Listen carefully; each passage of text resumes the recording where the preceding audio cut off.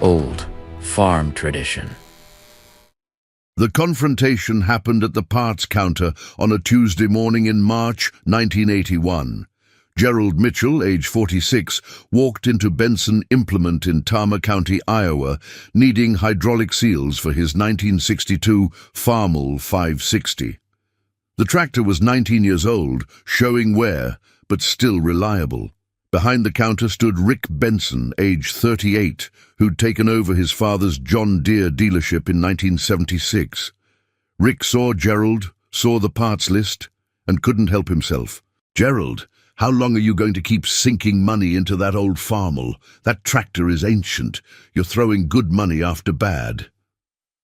Gerald was a quiet man, didn't like confrontation. "Just need the seals, Rick." "I'm serious. Look at what you're farming, 320 acres. You need modern equipment. I've got a 4440 on the lot right now. 3 years old, 2,100 hours, pristine condition. I can make you a deal." "Not interested." "Gerald, you're being a fool. That Farmall is costing you money every day. Inefficient, unreliable, outdated. You're leaving thousands on the table by not upgrading." Gerald looked at Rick directly. "How much is the 4440? $32,000. I'll give you $4,000 for your 560 as trade. Finance $28,000 at 13.5% over 7 years. Payment would be $495 a month. That's $5,940 a year. Investment, not expense. The 4440 will pay for itself in productivity gains. I'll take the seals." Rick rang up the parts, shaking his head. "You're making a mistake. That old Farmall is going to cost you your farm. I've seen it happen. Farmers who refuse to modernize get left behind. Mark my words, Gerald. In 5 years, you'll wish you'd listened to me." Gerald paid for the seals, left without responding. That conversation would have been forgotten except for what happened over the next 12 years. Gerald farmed his 320 acres with the 1962 Farmall 560, maintained it carefully. When something broke, he fixed it, avoided debt, lived simply, saved money. Rick Benson expanded aggressively. Between 1981 and 1989, he bought 3 neighboring farms totaling 480 acres. Financed at rates starting at 13.5% in 1981, climbing to 16.8% by 1983, staying high through the mid-80s. Total debt, $578,000 by 1985. The 1980s farm crisis hit. Land values crashed. Corn prices fell from 3.11 in 1980 to $2.10 by 1983. Rick's debt service was $89,400 annually. His gross income fell from $142,000 in 1981 to $96,000 by 1983. He couldn't cover payments. Rick tried everything. Sold equipment, cut expenses, borrowed more. Nothing worked. By 1990, he was 3 years behind on land payments. The bank started foreclosure. Gerald heard about it. Rick Benson, the man who'd called him a fool 9 years earlier, was losing everything. The dealership was gone, closed in 1988. The farms were being foreclosed. In March 1993, Rick's 480 acres went to auction. Gerald attended. He'd saved aggressively through the 80s, had $186,000 in cash.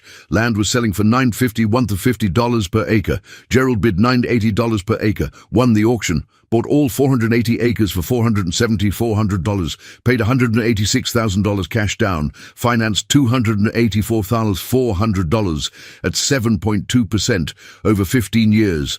Now Gerald owned 800 acres. Rick owned nothing.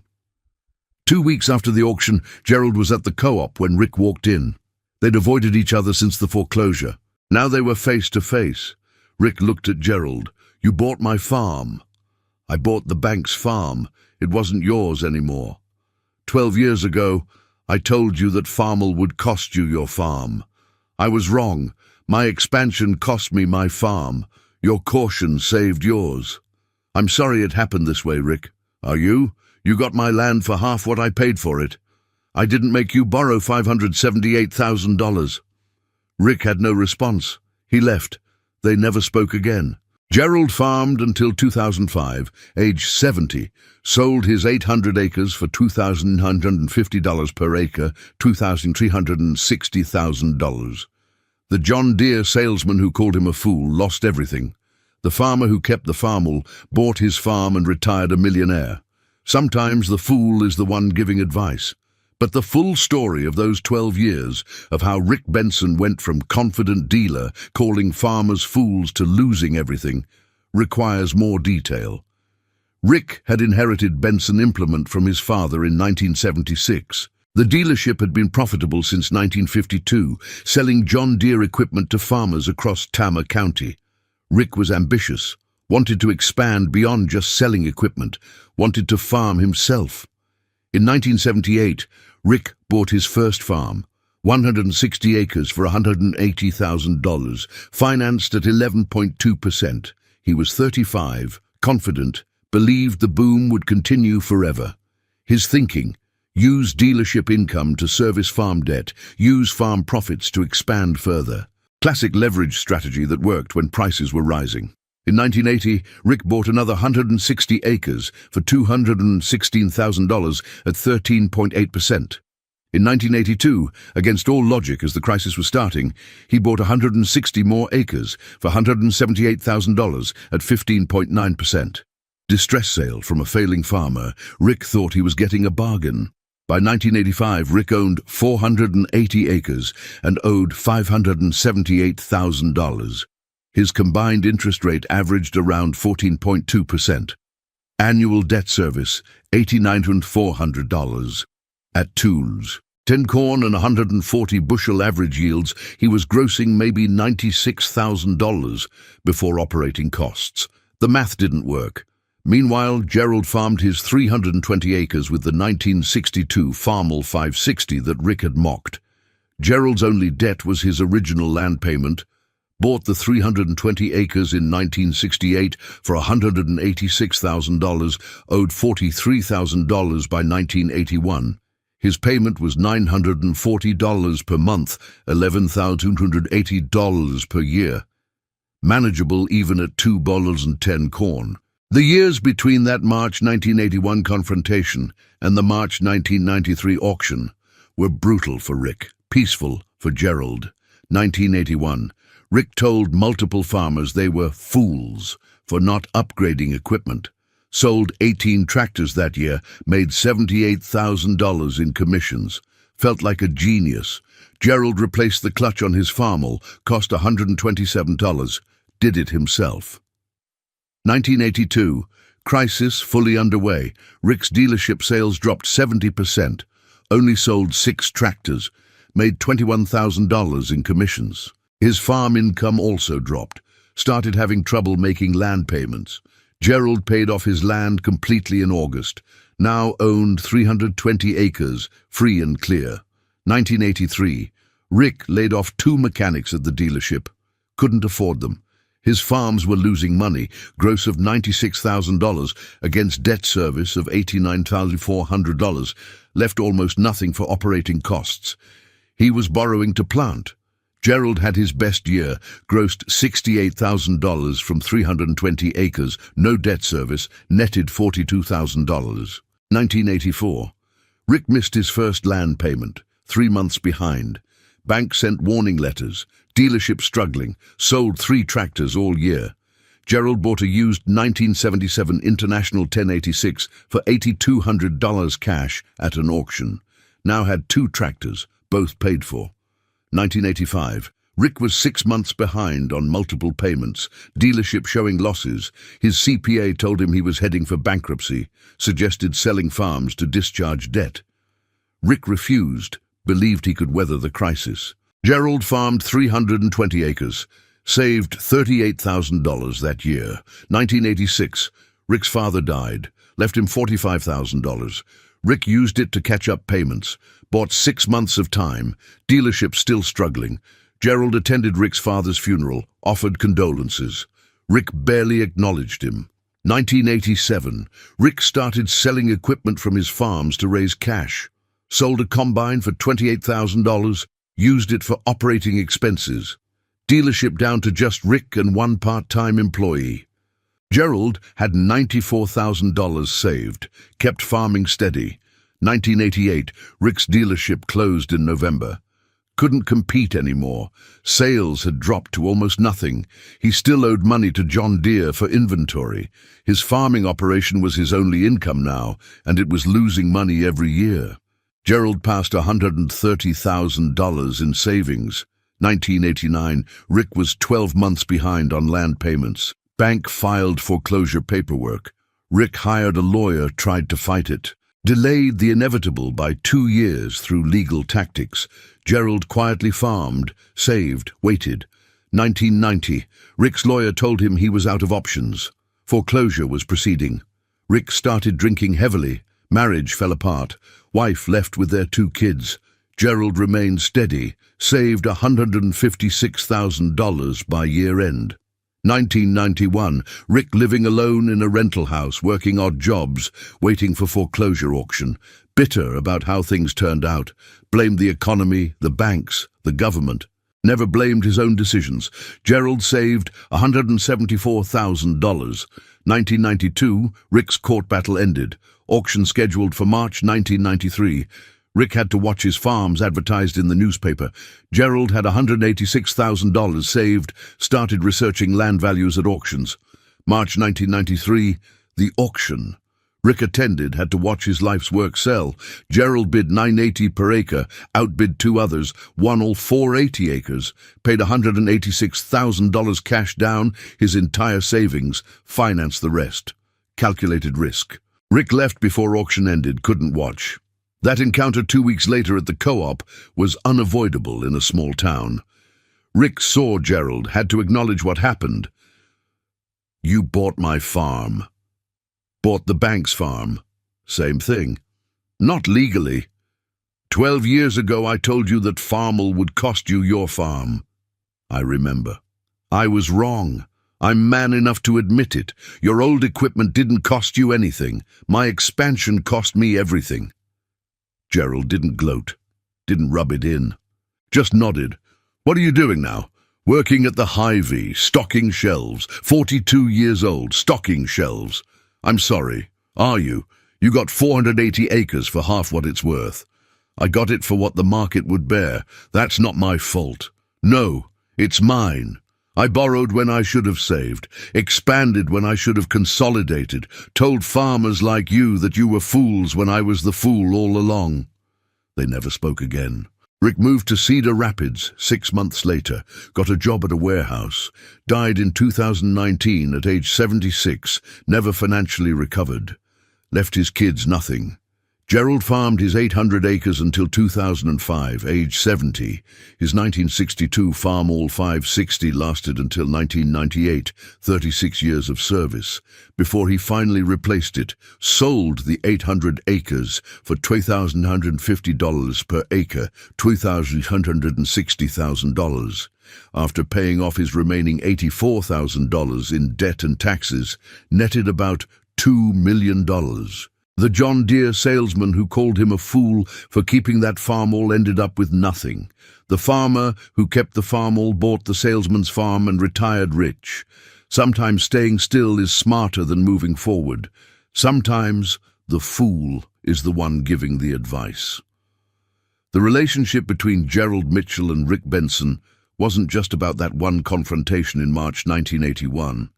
It was a 12-year contrast in philosophies that played out in dozens of smaller moments. Gerald was born in 1935, grew up during the tail end of the Depression. His father had lost a farm in 1937 to debt. Gerald remembered strangers auctioning their possessions, remembered his father's shame. That memory shaped everything. When Gerald bought his 320 acres in 1968 for $186,000, he borrowed the minimum, $136,000 at 7.8%, and committed to paying it off fast. By 1982, he'd done it. 14 years to full ownership. Rick was born in 1943, grew up during the post-war boom. Never saw hard times. His father's dealership was always profitable. Rick learned that borrowing was normal, that leverage created wealth, that expansion was success. By the time he took over the dealership in 1976, those beliefs were bedrock. Their second confrontation happened in June 1982. Gerald came in for parts again, this time a water pump for the Farmall. Rick was stressed. Dealership sales were collapsing, but he still couldn't resist. "Gerald, you're still running that Farmall. It's 20 years old now. 20, still works. I've got a nice used 4040 1978 model, only 4,200 hours. I can make you a deal. 24,000. Not interested. Why not? Don't you want to grow? Don't you want to be successful?" Gerald looked at Rick carefully. "I am successful. I own my land. No debt. I'm successful. You're stagnant. Success means growth. Maybe for you, not for me." Rick found that maddening. Gerald's contentment, his lack of ambition, seemed like failure. Rick couldn't understand someone who didn't want more. Their third significant interaction was in April 1984. Gerald was at the diner in town, saw Rick sitting alone at the counter. Rick looked exhausted. Gerald sat down next to him. "How's things, Rick?" "Fine." "Obviously not fine." "Dealership?" "Slow, but we'll make it." "How are the farms?" Rick looked at Gerald, defensive. "Why do you care?" "Just asking." "They're fine." "Tight, but fine."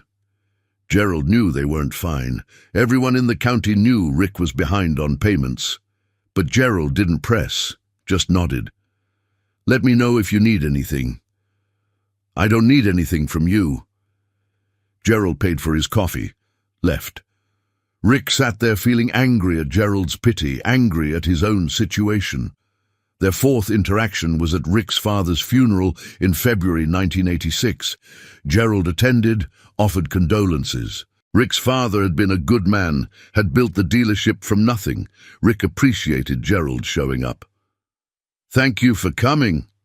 Your dad was a good man, honest dealer." "Yeah." "How are you holding up?" "Managing." They both knew Rick was failing, but neither said it, just stood there in mutual understanding of difficulty. Their fifth interaction was accidental. September 1988. Gerald was at the implement dealer in Iowa Falls. Benson Implement had closed 2 months earlier, and saw Rick loading his personal tools into a truck. "Rick." Rick turned, saw Gerald. "Gerald, come to see the carnage." "Came to buy parts. Didn't know you'd be here." "Just cleaning out my stuff. Dealership's officially closed." "I heard. I'm sorry." "Are you?" "Yes, I didn't want this to happen." Rick looked at him. "You know what kills me? You were right. About the Farmall. About not borrowing. About all of it. And I was wrong, and I can't fix it. Maybe not, but you can survive it." "How? I'm 45. Everything I built is gone." "Start over. Smaller. Smarter." Rick laughed bitterly. "Easy for you to say. You didn't lose everything." Gerald wanted to say, "I didn't lose everything because I didn't risk everything," but that would be cruel. So he just said, "Good luck, Rick." Their final interaction before the auction came in December 1992. Gerald was having coffee at the diner when Rick walked in. Rick had lost weight, looked older than 49. He saw Gerald, almost left, then decided to sit. "Gerald." "Rick, heard you've been saving money. Heard you've got close to 200,000. "Where'd you hear that?" "Small town. People talk." Gerald didn't confirm or deny. "You going to bid on my farms?" "Haven't decided. They're good ground. Worth more than they'll sell for. Probably. If you bid, you'll probably win. Not many people have cash right now." "That's true. It'll be strange. You owning my land, me having nothing." "Rick, I didn't cause this." "I know. I caused it. Borrowed too much. Expanded too fast. Believed the boom would last. You were smarter. I was luckier. Born earlier. Saw what debt does. You didn't see that." "Maybe." Rick stood up. "If you buy my farms, take care of them. Good ground. Deserves better than I gave it." March 1993. The auction. Gerald bid carefully, strategically. Won at $980 per acre, paid his entire savings as down payment. Financed $284,400 at 7.2%, much better rate than Rick had ever had, because the crisis was ending and Gerald's credit was perfect. That confrontation 2 weeks later at the co-op was the last time they spoke. Rick moved to Cedar Rapids, worked warehouse jobs, remarried in 2001 to a woman who didn't know his history. Never told his new family he'd once owned farms and a dealership. Just let them think he'd always been working class.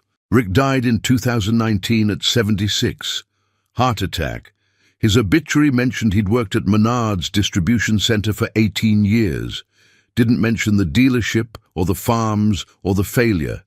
His kids from his first marriage didn't attend the funeral. His second wife buried him with the small life insurance policy that was his only asset. Gerald farmed until 2005, 70 years old, ready to retire, sold his 800 acres, his original 320 plus Rick's 480, for $2,950 per acre, total $2,360,000. After paying off remaining debt and capital gains taxes, netted about $2,000. Gerald retired to a modest home in Iowa City, lived comfortably. Died in 2022 at 87, left his estate to his 3 daughters, approximately $1.8 million split 3 ways. At Gerald's funeral, his daughter Emma told the story. Dad had this old Farmall tractor, 1962 model. A dealership owner once told him he was a fool for keeping it, told him it would cost him his farm. 12 years later, Dad bought that man's farm at auction. Dad kept that Farmall until 1998. 36 years. Never cost him anything but maintenance. The man who called him a fool lost everything. Dad died a millionaire. Someone asked, "Was your dad angry at the dealer? Did he hold a grudge?" Emma thought. No. Dad felt sorry for him. Said the dealer was just unlucky with timing and overconfident in prosperity. Said it could have happened to anyone who believed the boom would last. Dad was lucky he'd been born early enough to see the Depression, to learn caution from his father's failure. The dealer never saw hard times until it was too late. That's probably true. Rick Benson wasn't evil or stupid. He was just overconfident. Believed in the agricultural boom, believed in leverage, believed his luck would hold. When it didn't, he lost everything. Gerald Mitchell wasn't a genius. He was just cautious. Kept his old tractor, avoided debt, lived simply. When the crisis came, he survived. When the auction happened, he had cash. The Deere Salesman called him a fool for keeping that Farmall. 12 years later, he bought the salesman's farm. Sometimes caution beats ambition. Sometimes the old equipment outlasts the new debt. Sometimes the fool is the one giving advice. The contrast between Gerald and Rick wasn't just about farming philosophy. It was about life philosophy. Gerald understood that enough was enough. Rick never learned that lesson. Gerald's financial records from 1981 to 1993 tell the story of discipline. His annual gross income from 320 acres ranged from $52,000 in bad years to $74,000 in good years. His living expenses averaged $18,000 per year. He lived in a modest house, drove a 12-year-old pickup, took no vacations, spent nothing on luxuries. Everything extra went to savings. By 1982, when he paid off his land, his only expenses were operating costs, property taxes, and living expenses. No debt service. That freed up $11,280 per year that his neighbors were paying to banks. Over 11 years from 1982 to 1993, that was $124,080, not paid in interest, plus the principal he'd already paid off early. Gerald's debt avoidance saved him well over $200,000. Rick's records, pulled from bankruptcy filings, show the opposite pattern. His gross income from the dealership and farms combined ranged from $220,000 in 1980 to $65,000 in 1987. But his debt service was $89,400 per year on the farms alone, plus dealership overhead, plus personal spending.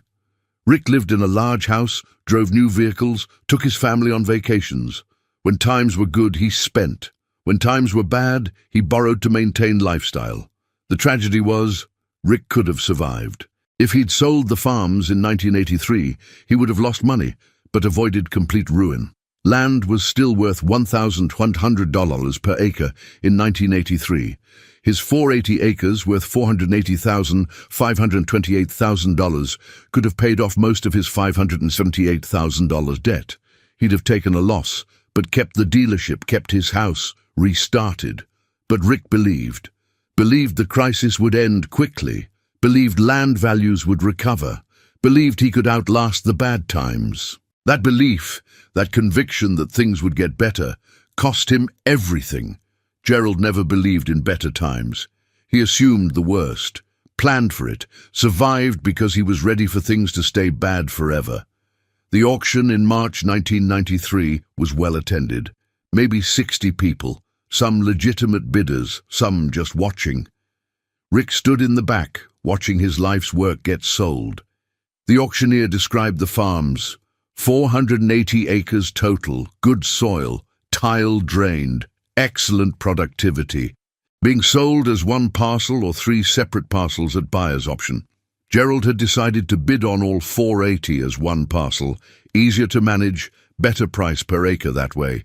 Bidding started at $800 per acre, quickly went to $900, then $950. Gerald bid $960. Another bidder went $970, Gerald went $980, silence. Going once, twice, sold to Gerald Mitchell for $470, $400. Rick left before the paperwork was completed, couldn't watch. Drove back to his rental house, sat alone, understood his life had fundamentally changed. Everything he'd built was gone. He was starting over at 49 with nothing. Gerald completed the paperwork. Paid $186,000 cash down, every penny he'd saved. Financed $285,400 at 7.2% over 15 years. Monthly payment, $2,564. High, but manageable. He was 57, figured he'd farm another 10 to 15 years, pay it off or pay it down substantially. The first year farming Rick's land, 1993, was strange for Gerald. These were fields Rick had farmed, had borrowed against, had lost. Gerald walked them, felt the history. Good ground. Rick had been right about that. The land itself wasn't the problem. The debt had been the problem. Gerald farmed all 800 acres carefully, used his 2 tractors, the 1962 Farmall 560 and the 1977 International 1086. Both paid for, both maintained meticulously. Neighbors sometimes commented that Gerald was farming 800 acres with equipment others wouldn't use for 200 acres. But it worked. His costs were minimal. No equipment payments. Just fuel, seed, fertilizer, chemicals, and the land payment. He grossed about $224,000 from 800 acres in good years, netted $80,000, $90,000 after all expenses, including debt service. More than enough. By 1998, Gerald was 63. The 1962 Farmall was 36 years old, finally wore out beyond practical repair. Engine was burning oil, transmission was slipping, hydraulics were weak. Gerald could have rebuilt everything, but it would cost $8,000, $10,000. Not worth it. He bought a used 1988 John Deere 2955 for $18,500. Ironic, finally bought a John Deere from a different dealer. 12 years after Rick Benson had called him a fool for not buying new. Gerald farmed until 2005. By then he was 70, ready to retire. His daughter Emma and her husband had no interest in farming. Neither did his other 2 daughters. Gerald decided to sell, listed the 800 acres in March 2005, got multiple offers. Land was hot, values had recovered fully, were at all-time highs. Best offer, $2,950 per acre from a young farmer who'd been saving for years. Gerald accepted. Total sale, $2,360,000. He owed about $84,000 remaining on the original loan. After paying that off, before taxes, he had $276,000. After capital gains taxes at about 15%, he netted roughly $2,000. 43 years of farming. Started with $50,000 down payment in 1968, ended with $2,000 in 2005. Never borrowed more than he could service. Never spent more than he needed. Never chased growth for growth's sake. Rick Benson, who'd started with a profitable dealership and expanded to 480 acres, ended with nothing.